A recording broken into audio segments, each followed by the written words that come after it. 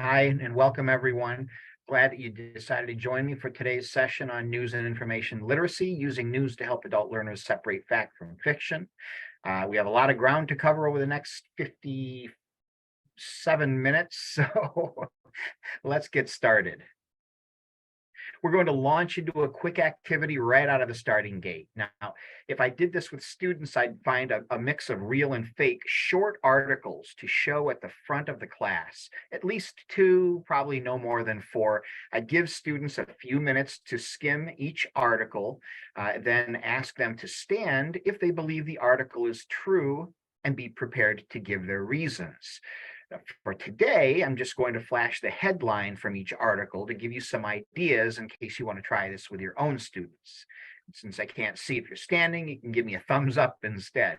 And we don't have time to read the articles, so we won't share reasons either. Let's just see how many you can guess correctly. And just to keep you in suspense, I won't reveal the answers until the end of our session. All right, are you ready? Here we go.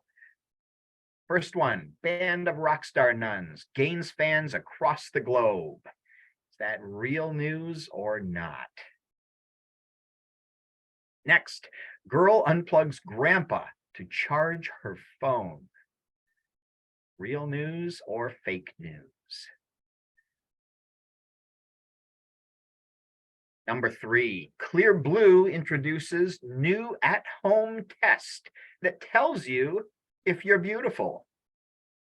I need to take that test.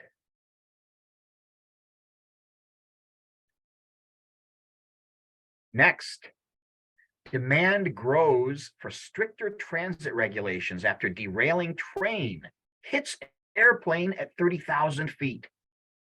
Real or fake?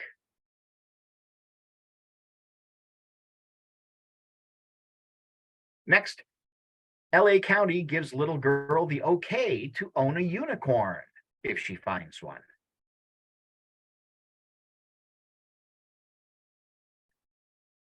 Next, locksmith called after man loses incantation used to open ancient stone chamber. Wow. Real or fake?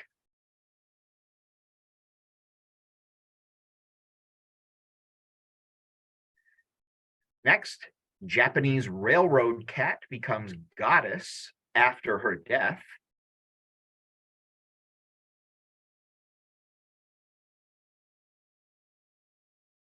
Next, single woman feels safer keeping loaded baked potato in nightstand.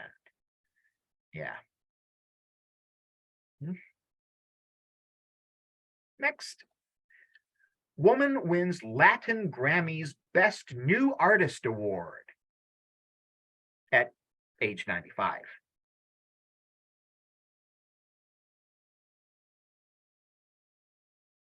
And last but not least, gassy German.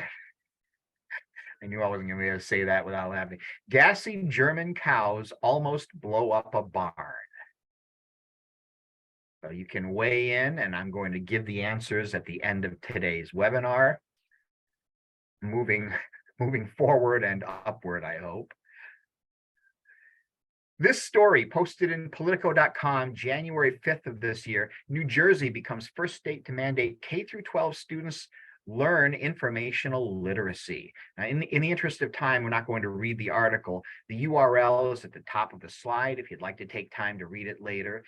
Instead, let's look at several quotes from the story that capture the reasons for and importance of this decision. Our democracy remains under sustained attack through the proliferation of disinformation. It's our responsibility to ensure our nation's future leaders are equipped with the tools necessary to identify fact from fiction, so says Governor Murphy, Jersey. This law isn't about teaching kids that any specific idea is true or false. Rather, it's about helping them learn how to research, evaluate, and understand the information they are presented for themselves. That from the Senate version's lead sponsor, Republican Senator Mike Testa, Cumberland.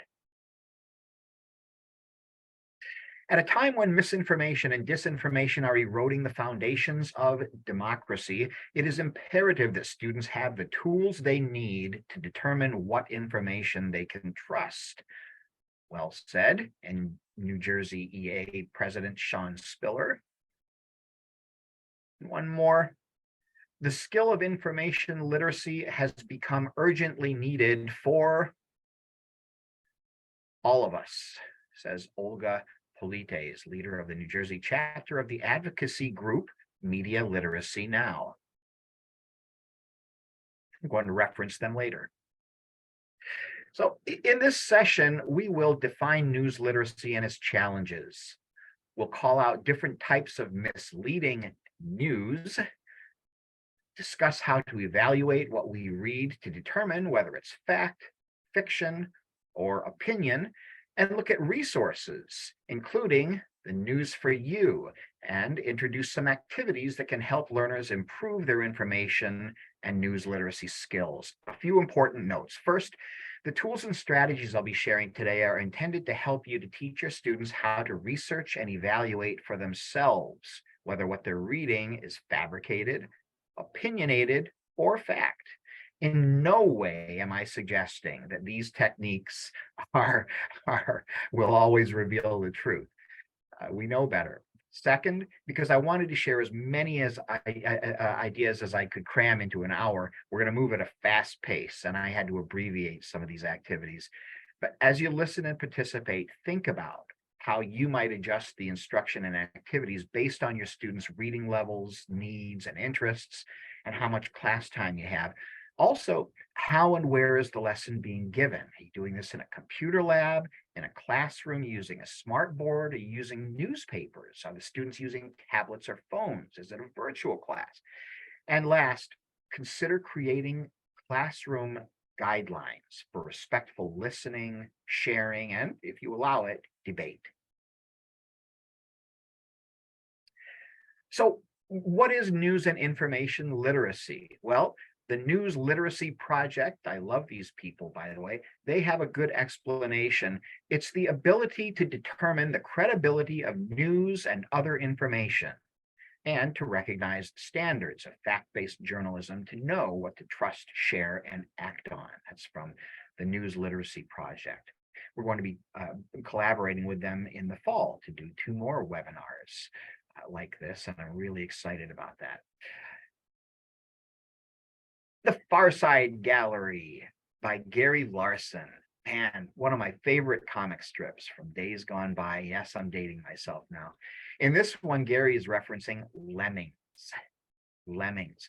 Google Dictionary provides two definitions for lemming, citing Oxford Languages. One is small, short-tailed, thick-set rodent related to the voles found in the Arctic tundra. And the second is a person who unthinkingly joins a mass movement, especially a headlong rush to destruction. Well, in 1958, Walt Disney created White Wilderness, part of the studio's True Life Adventure series. And the second definition you just heard, that's right, he more or less created that second definition, whether he meant to or not.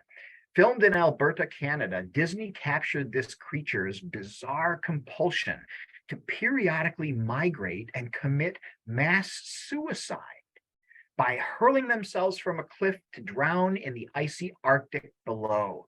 Only he didn't. See, what he did was he bought a bunch of lemmings from Inuit children in Manitoba, 2 provinces over. This Alberta is landlocked and isn't even the lemming's natural habitat. Anyway, his crew staged the whole sequence using tight camera angles and clever editing to make it look like a mass migration, when in fact, it was a dozen or so running on a snow-covered Lazy Susan-style turntable that was being jostled to make them stumble and fly off. Also, I don't think it's considered suicide if the camera crew that is, was throwing the lemmings off the cliff, which it was. This deception wasn't uncovered until 1983. Folks, there is no such thing as a lemming death march to the ocean. But there are still many people who believe in this lemming phenomenon. I mentioned it to my dad, who just turned 91 last month, and he defined it basically the same way. And my dad knows a lot about animals. But why shouldn't they believe it? They saw it in a nature docuseries created by a respected filmmaker. It still amazes me every time I tell this story. Speaking of respected, how many of you are familiar with this publication? Give us a thumbs up if you have heard of The Onion or have read stories from it. Darlene, I'm not watching. Are we getting any responses in the chat? Any thumbs We are. Some people are raising their hand. Yes. Great. Oh, hand raisers. Good. Yeah, there's no thumbs up option, Greg, so they have to raise their hands. That's all right. Yeah. A whole hand is better than a thumb. All right. Well, for those of you who haven't heard of it, The Onion is America's finest news source. And it says so right there, America's finest news source. So we know that that's true. Take a minute to read this excerpt from February 28th, 2023 Onion story. And just skim it, as again, we don't have a lot of time, but have a quick read.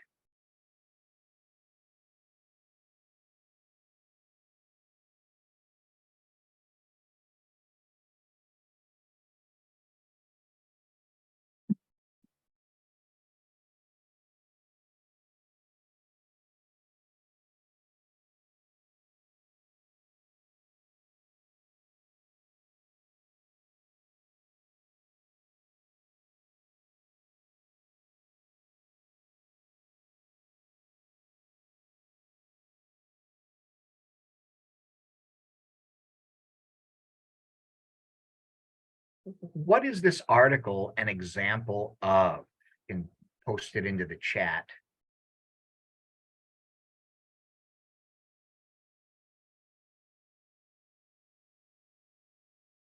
Anyone, what would you call this? There it is. Got a couple, Greg. We've got a couple satires. Well, let's ask Bud. Bud, what do you say? Yeah, Bud agrees. Satire, a humorous way of pointing out people's or institutions or systems' shortcomings or wrongdoings, often with the intention of bringing about reform. Satirical articles can sometimes be mistaken for or intentionally repurposed to seem like real news. American cartoonist Gary Trudeau, best known for creating the Doonesbury comic strip. Some of you said it or thought it before I even did. He said, satire is a form of social control. It's what you do. It's not personal. It's a job. Gary Trudeau. A good question for your students could be, what do you think he meant by this? And do you agree or disagree? And why? Get them thinking. Form of social control. It's a job. Responsibility, according to Gary Trudeau. Now, this breaking news story from March 9th had my dad, Laura Stoltz, up in arms. Dad was born and raised by his uncle Laura and his aunt Laura on a farm in Wapakoneta, Ohio in the 1930s. Incidentally, first man on the moon, Laura Armstrong, was also from Wapakoneta. He was a few years older than my dad, Laura, but they went to the same school. Now, I don't know that this story serves any purpose other than sheer entertainment, but you know what? I'll bet if I reposted it on Twitter or TikTok or Facebook, quite a few people would be duped. Fabricated content. Yet another type of misinformation that leads, or is it information that misleads? I'm not sure. Can anyone guess?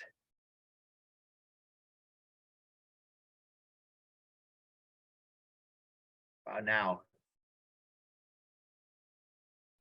We've got a few answers. We've got hooks, phishing, clickbait. Well, there it is. Glub, glub, glub. Clickbait it is. Now, I'm crediting GCF Global with the definition I found on their website. They provide a pretty clear and simple explanation. Clickbait is a sensationalized headline that encourages you to click a link to an article, an image, or a video. Instead of presenting objective facts, clickbait headlines often appeal to your emotions and curiosity. Once you click, the website hosting the link earns revenue from advertisers. But the actual content is usually of questionable quality and accuracy. Websites use clickbait to draw in as many clicks as possible, thus increasing their ad revenue. Here's a fun activity you can use to get your students thinking and interacting. It goes like this: share a photo with the class and hold a competition to see who can create the most compelling clickbait headline based on it.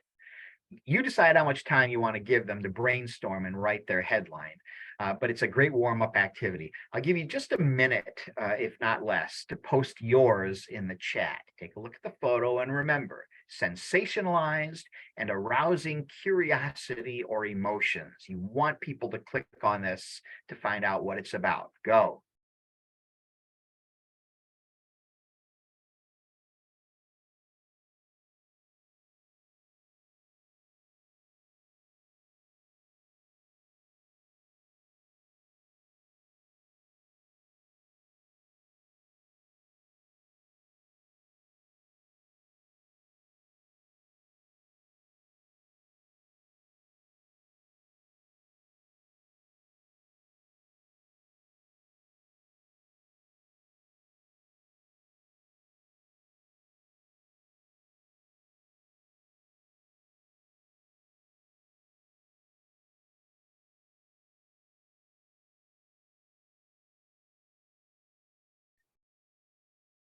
Great, we're getting some very funny ones in the chat.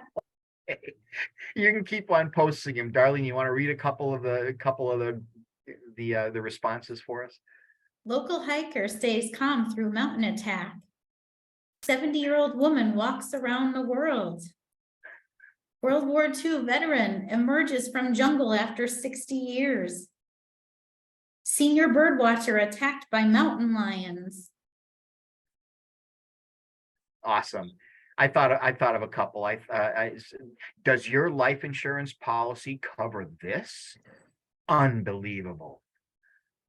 And the other one I thought of was, you'll never believe how old she is. What's her secret? Right? Got to get them to click. Great, great. Now, another possible influence to recognize is bias. Bias can be cultural, ideological, institutional, religious, or how about this one? Anyone fill in the bubbles?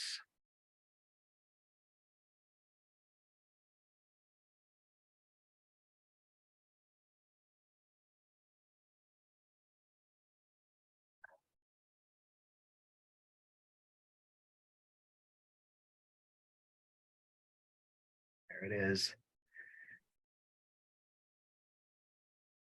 Political or partisan bias in the media is when a journalist's political views affect news coverage, right? Censorship, omission, sensationalism, distortion of the facts, and more subtle techniques. For example, is Jane or John Doe referred to as a terrorist, an insurgent, or a freedom fighter? Right? We talking about the same person? Yep. Now, citing specific examples for today's session would be about as wise as skipping through a minefield, so I'm not going to go there. You know, we can all be so passionate about things, and that's not a bad thing. I think this simple exercise should be enough to make a point and allow us to move on, though.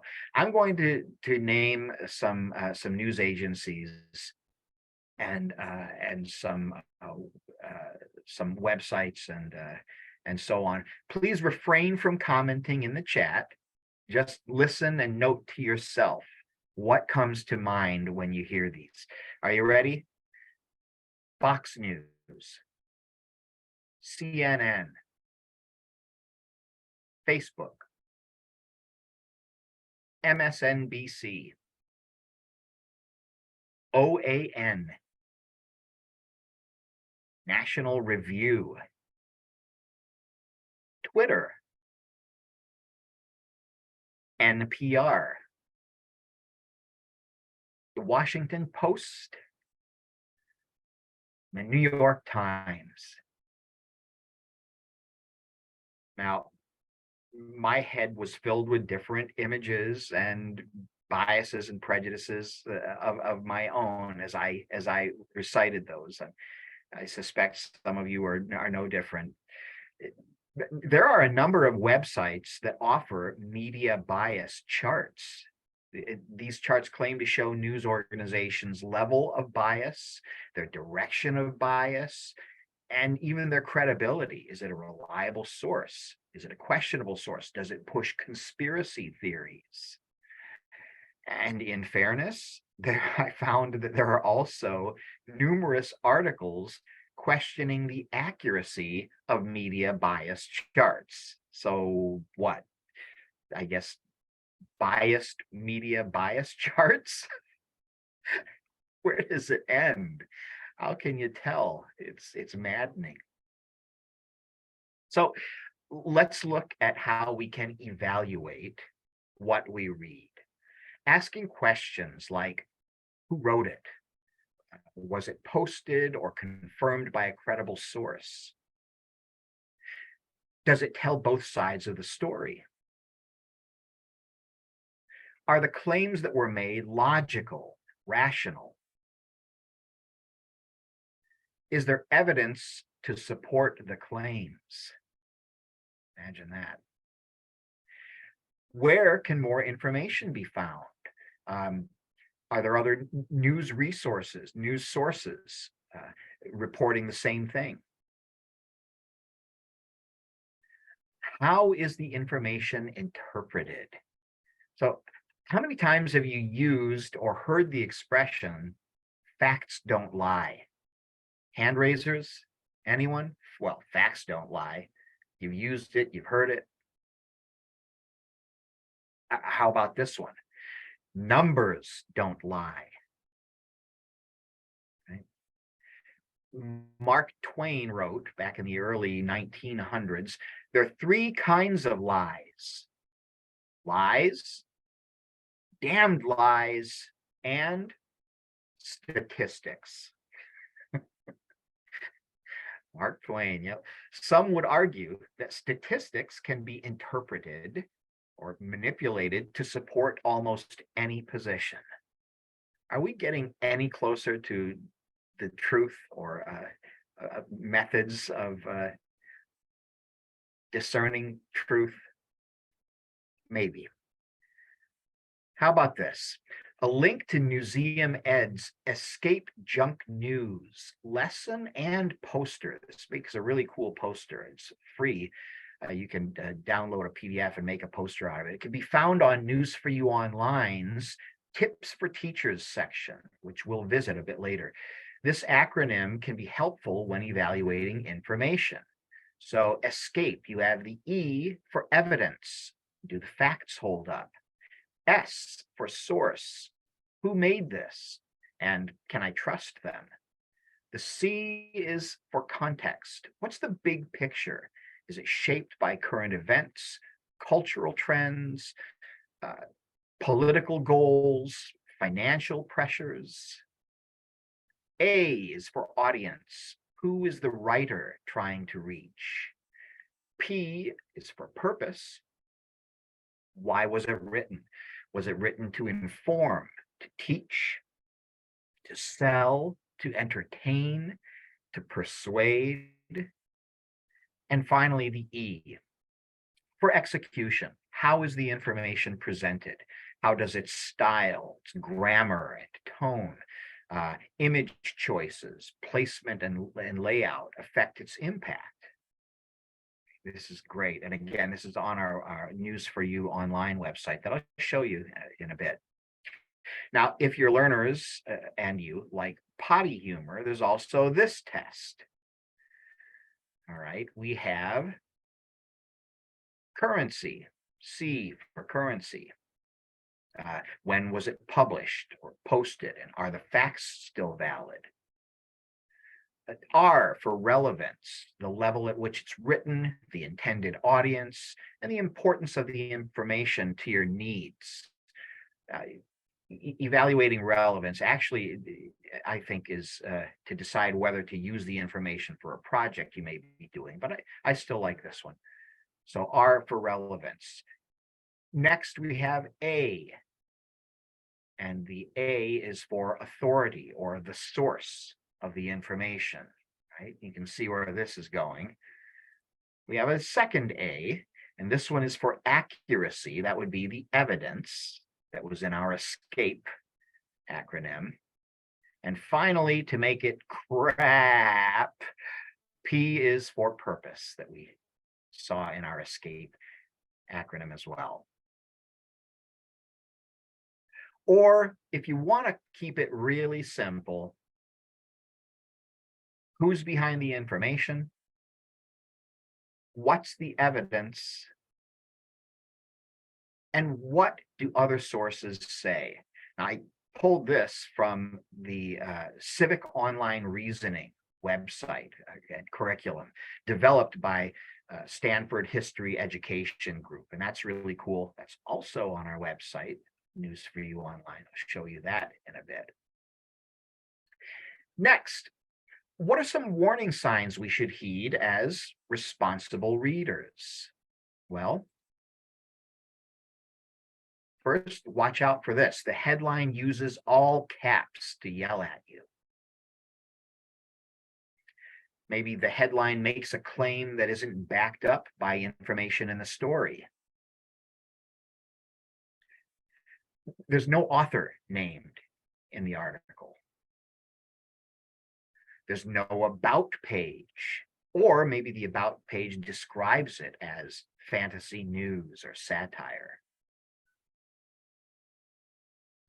There are no links in the story, or links go to unfamiliar sources or to home pages rather than specific articles. There are no other stories about the topic in, say, Google News. The URL pretends to be a real news site, for example, abcnews.com.co. Looks legit. This one is actually fake. It was taken off years ago, but this was a common one back in the day. Now, let's consider these red flags as we look at a fascinating website about the endangered Pacific Northwest tree octopus. You heard me. Now, doing this activity in a classroom, my instructions might sound something like this to my students. Okay, working in pairs or in groups of 3, I want the right side of the room to find features on this website that you're looking at that support or suggest that it could be legitimate. And I want the left side of the room in your pairs or trios to look at the website and be prepared to share why it could be fake. Before you begin, quickly elect one person on your team to record your reasons and maybe another to present them, or you can have your team members take turns presenting your findings. I'll give you 15 minutes to build your argument. And of course, you can tailor it to be done together as a class. Maybe you assign it as a homework or a project. For today, again, because we only have 30 minutes left, we'll take a brief look together and see if it passes a quick once-over. Again, we'll be reflecting on those red flag checkpoints. Now, another quick point. At this point in the lesson, the goal is not to prove or disprove the site's authenticity, right? What I just assigned to the students would be to practice what to look for and to sharpen their critical thinking skills. So I give them their 15 minutes and then I listen to their responses, what their findings are from just investigating, exploring this website. Okay, so remembering our red flag checklist, what can we find on this site that suggests it could be a valid, reliable site? Now we can ask questions like, does the URL look credible? There it is. It's all right to me.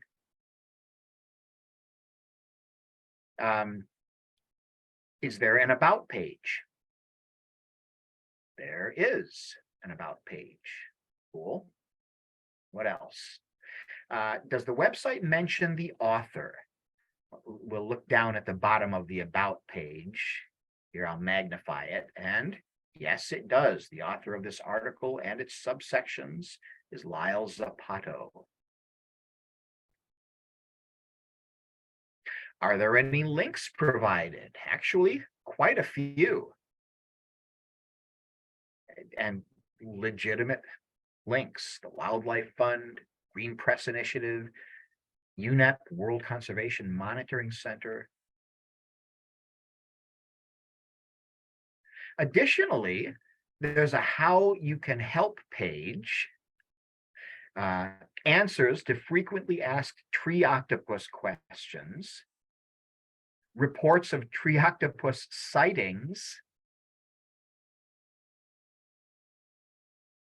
tree octopuses in literature, in the movies, on TV, and the internet, in the art world, for crying out loud. There are even activities. You can go trick-or-treating for the tree octopus. And hey, who doesn't want to build their own tree octopus house? I know I do now. So this site seems to pass preliminary inspection if we use our checklist. On the surface, it looks like the real deal. Sadly, we don't have time to explore it today, but I urge you to visit this site when you have the time and take your students through this activity because it is so much fun. It really is. And what you'll find upon closer examination is layer upon layer of information that preys on one's credulity like a well, I can't think of a good analogy right now. Anyway, what other strategies can we use to tell fact from fake? The News Literacy Project, I mentioned them before, I'll mention them again, has a great website with lots of tips and activities for teachers and students. Now, I'm paraphrasing from their site. What do you do when you encounter information that leaves you wondering whether it's a credible news report, a subtly disguised advertisement, or a provocative piece of propaganda? If you simply go down the rabbit hole of the site that posted or created it, you likely won't get the clarity or context you need to make an informed decision. Now, some students will definitely feel that way doing that previous activity. To get the full picture, verify what you're reading as you're reading it. Lateral reading is a way of evaluating an unfamiliar online source by going to trusted websites to see what they say about it.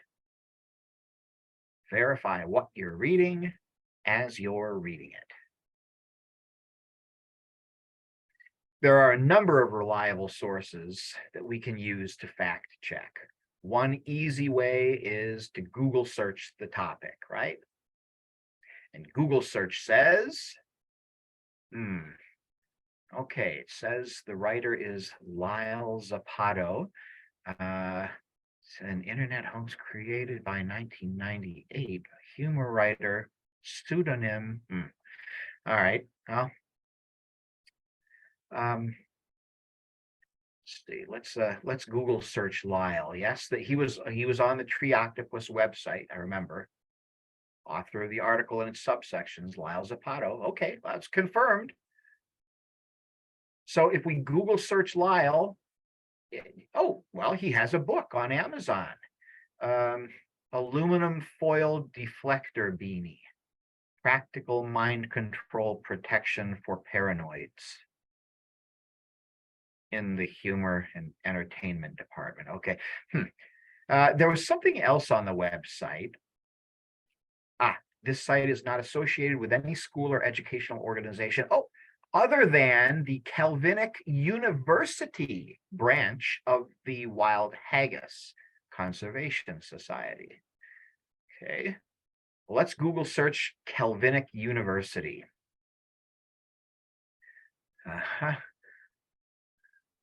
Thermodynamics, humor, fictional school, conceived by. Okay. Oh, really? Prove it. Press release reveals journalists believe everything. Don't be a sucker for a bad websites. Real or hoax sites. Well, that's not good. Another trusted site used by many to fact check information is Snopes.com. Let's see what Snopes says when we search tree octopus. Okay, so our endangered Pacific Northwest tree octopus is the very first result when we search tree octopus. And if we click on it to read more, we find, I'm so disappointed. Well, at least photos don't lie, right? Photos don't lie. Right? Yeah, wrong. And sadly, it's getting harder to spot fake images and videos too.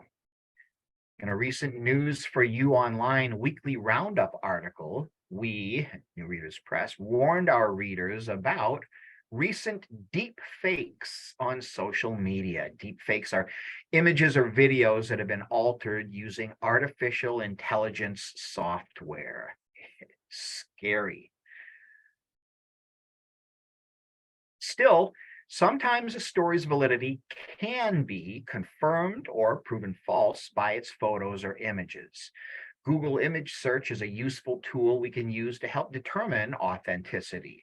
There are two ways of going about this. One is to go to images.google.com and click the search by image button, which you see there, and then drag the photo to the search box. Or if you're using Chrome, this is my preferred method. Right-click on the image and select Search Image down there near the bottom in the gray. Search image with Google. It's not foolproof, but it is a quick way to check if an image and the story with it is real. So raise a hand if you think that this photo is authentic. What do you think? Any hands raised, Darlene? Any takers? Yes, we have a few. Okay. I mean, looks real enough to me. But a lot of no's. Well, Coming through the chat. Skeptics. What do they know? Now, when we search the image with Google, one of the first visual matches is a post from theguardian.com, pretty reliable source. Clicking on it, we find that the photo is a hoax. Someone photoshopped a stock image of a bear into a staged photo to share with friends because they thought it would be funny, and it went viral from there. Gee. Crazy. And here's another. Kids have long climb to get home. Any takers? Hands up in the air if you think this is genuine. Hands up. We have a few people saying real in the chat. All right. Well, searching this image shows numerous visual matches to reputable sources. NBC News, The Independent, CNN, CBS, India TV News, YouTube. This photo and story, it's real, folks. It's from a 2016 Washington Post article. You'll also find it in New Readers Press's News for You Online archives. It was rewritten at a reading level 3 to 4. This is a genuine story. It's one of my favorites. I take people to this all the time. Amazing. All right, we got to keep moving. So next, fact versus opinion. How can we help learners practice how to tell the difference between fact and opinion in legitimate news sources? Fact or opinion? This can be tough. Well, I would begin by having students define fact and opinion and provide an example for each, right? So a fact, what is a fact? Get your learners to weigh in, right? What would you say a fact is? How would you define it? For today, we'll use this one: a statement proven to be true or false based on objective evidence. But again, I would let the students participate, get their opinion, right? And can give me an example. I can. My wife will never forgive me for forgetting our anniversary. That is fact. You can argue with me until you are blue in the face. It's a fact, folks. All right, so moving on. How about an opinion? Get a definition of opinion. As you can see here, our fact is black and white, isn't it? Solid. And our opinion, well, that's more colorful and kind of gray. That couldn't have been intentional. Okay, it says here, a statement that is not founded on proof or certainty, what someone thinks or believes, and subjective. An example: my wife is being too hard on me for forgetting our anniversary. Yeah, that's my opinion. I'm entitled to it. I would explain that reporters writing a factual news story should work to be impartial and keep their opinions out of the story. But people writing a review or other opinion article are trying to persuade readers to accept their view or views. And by the way, News for You regularly does fact or opinion and true or false or I don't know from reading the story exercises. Sometimes writers use words and phrases that indicate an opinion is being stated. Can you think of a few? Throw them up there in the chat. What are opinion words or phrases to look for in a passage, in a story, an article, that are indicative of opinion? Got a few, Greg. We got the word should. Uh-huh. In my humble opinion, Keep them I coming. think, Good. I feel, Yeah. I believe, Yeah. Nice. I'm sure. Oh, yes. That's a red flag. Good. Yeah, I see, and they're up there. Yeah. Believe, feel, think, suppose, be of the opinion, should or shouldn't, right? Hey, Greg, we had a question. Yes. Someone asked if we could use, if you were using these concepts with a basic English learner or someone who had more of a grasp of the English language. Could you talk about that a little bit? Boy, yeah. I mean, there are, you would want to, you'd have to change the level of complexity, but could you do these things? Absolutely.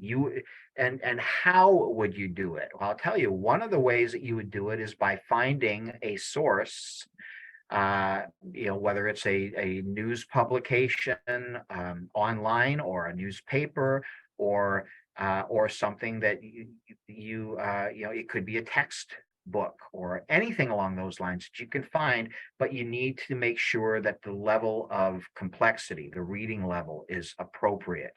And you would want to spend more time before diving into the story. You might focus more on the headline if it's a story or an article. You might want to focus on the photo or photos, or diagrams, or what have you, before jumping in. And you want to pre-teach. I don't like using that term, but I did. Pre-teach, vocabulary, so that as they read the story, they have a better comprehension. Their comprehension is better. But yes, you can absolutely do some of these activities with English language learners.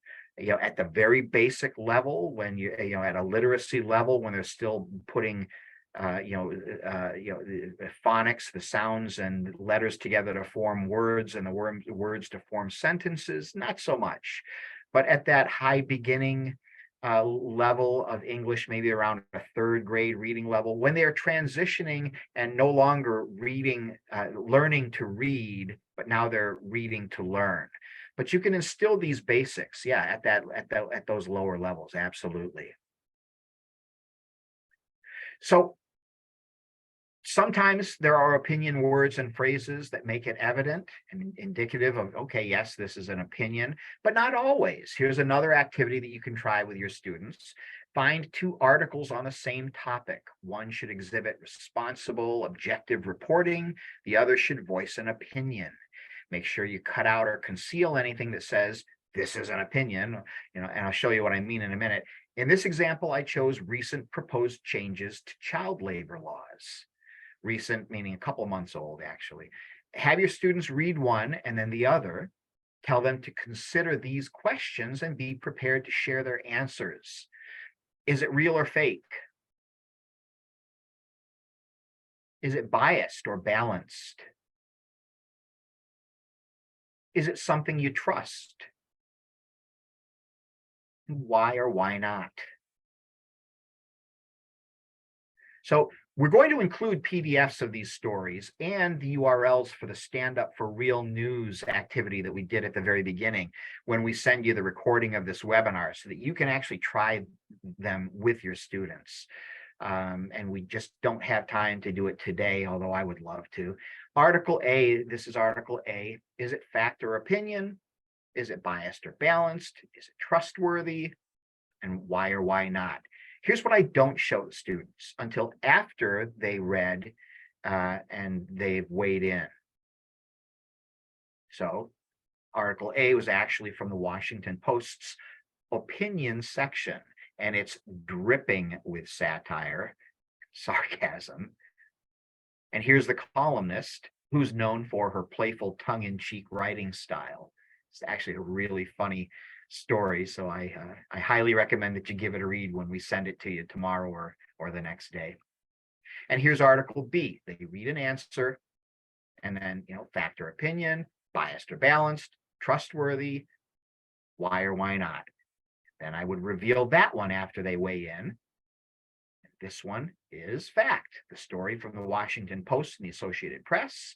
We at New Readers Press rewrote it at a lower reading level and featured it in our March 8th edition of the News for You. I believe this one was written at a third, fourth grade level. So there is an answer. If you have readers that are at that high beginning level of English, not advanced or even intermediate yet, this they might be able to handle. Speaking of News for You is put out by New Readers Press, which is the publishing division of ProLiteracy. News for You was first published in 1959 as a class project by Dr. Robert Lawback, who we affectionately, until he passed, called Dr. Bob. He was in the office all the time, well into his 90s. He and his literacy journalism students at Syracuse University started this as a project, and by its third year, people across the US were reading it, and it's been published ever since. 1959.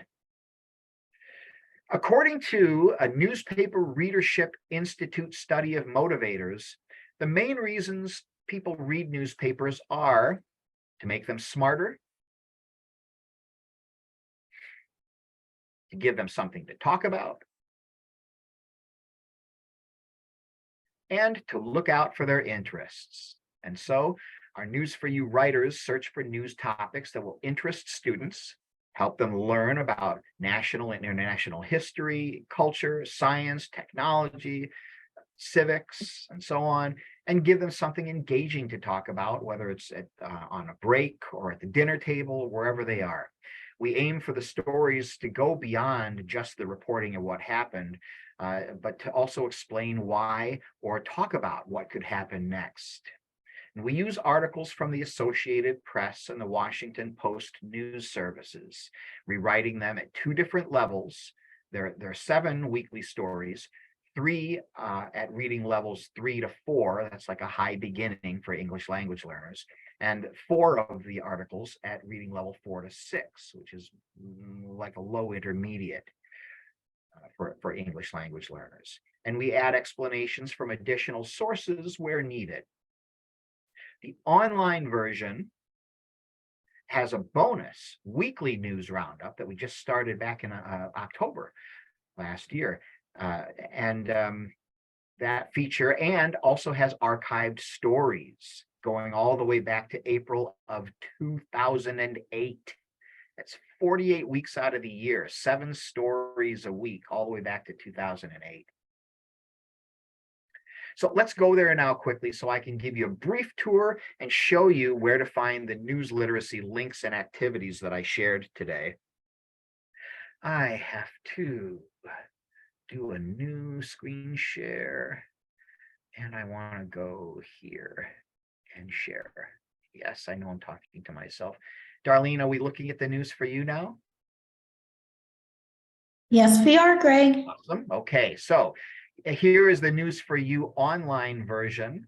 And as you can see, this is our new weekly news roundup. It's several stories all wrapped up into one.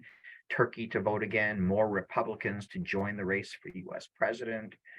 Among them, there's a weekly poll that's based on one of the first 2 stories each week. There's a crossword puzzle, a word search, and then great topics: national stories, health stories, world news, sports, human interest, animals, arts, technology, science, history. Great stories every week.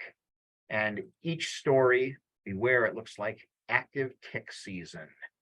My daughter's boyfriend has contracted Lyme disease twice. I guess there are different types. Great stories, and you can even listen to them sentence by sentence or the whole story. You can comment on the stories at the bottom. Often there are links to other stories, probably making everybody dizzy right now. But this is just a great place to come for ideas. And where I was going with this, the tips for teachers. If you scroll down here, all kinds of different tips for grammar, listening, maps. Oh, there we are, news literacy. So clicking here on news literacy and tips, class activity, stand up for real news. Oh, so that's where Greg got that activity. Yep. Free civic online reasoning curriculum that I mentioned earlier from Stanford. Yep, that's where I got this one. And it talks about who's behind the information, what's the evidence, what do other sources say. It's great. You should go to it. Is this story share-worthy? News literacy links, and among them, fact-checking sites, PolitiFact, Snopes, factcheck.org, and numerous resources. Newseum Ed, I mentioned. The News Literacy Project, I mentioned a few times. Media Literacy Now, factcheck.org. Further reading. There's so many ideas here. Checking the truth behind photos. Yep, covered it. Comparing articles. Yep, covered it. So these are all here for you to look at on News for You online, and the tips for teachers, the archives. There's just so much here. It's amazing. Greg, we have one News for You question. Yes. With News for You, how does one tell which stories are written at the lower or higher level reading level? That's an excellent question, and I would love to field that. I will field that. In the print version, we give you, we send to you along with the copies of the paper, a teacher's guide that has an exercise for every story, a full-length lesson plan for one of the 2 front page stories, and a discussion question as well for each story. We also give the answers and provide for you the a guide showing that this story is written at this level, that story is written at that level. I'm going to open it up here. Where is my teacher's guide? Here it is, this week's teacher's guide. So if I click on this, then I can get all the activities, the lesson plan, and here in the answer key, it'll say, beware, it looks like an active tick season is written at reading levels 3, 4. Climate change leads to more home runs, study says, is written at reading level 4 to 6. So that's where you would find it. Greg, Yeah. we have a couple of people asking, how can they subscribe? How can they subscribe to print? How can they subscribe to the online version so that they can share with their class? Great questions. You can subscribe by contacting your sales rep. You can go to, you know what, I will show this because it's worth showing, I guess. Although I hadn't planned on doing so, you can actually go to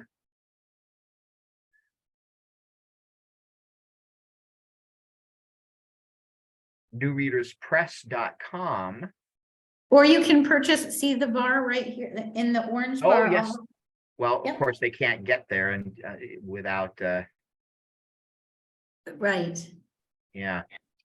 So you can, oh, and this bar is right in my way, doggone it. Get out of my way. You can go to News for You online, and right up at the top, it says contact your state sales rep. You can do it that way. You can call customer service, which is also on newreaderspress.com.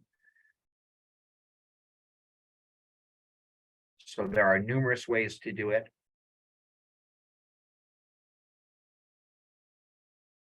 In fact, I think I'm going to show that in a second. Am I back on our big screen, Darlene? You are. Okay, good. Okay, good.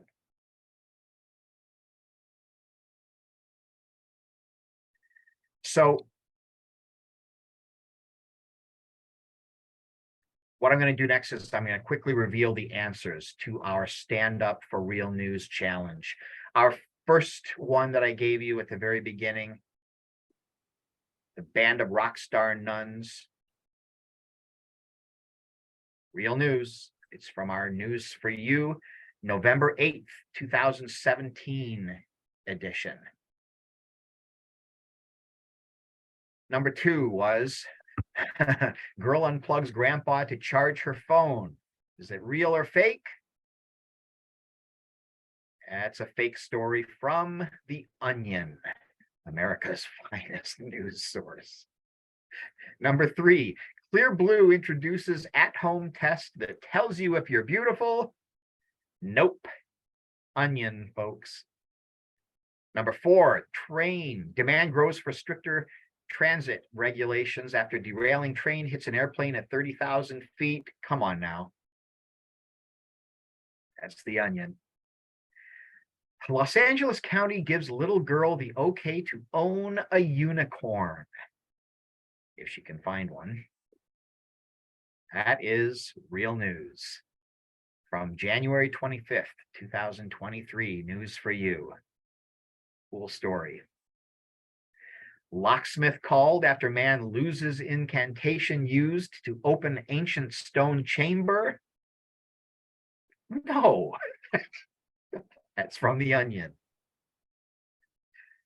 Japanese railroad cat becomes goddess after her death. Yes, the real story from News for You's August 19th, 2015 issue. Single woman feels safer keeping a loaded baked potato in her nightstand. Okay. No, not even a loaded baked potato with onion, but it's from The Onion. Woman wins Latin Grammy's Best New Artist Award at age 95. A Grammy for Grammy? Yes. It's real news from the News for You January 18th edition this year. Another cool story. And last but not least, gassy German cows almost blow up a barn.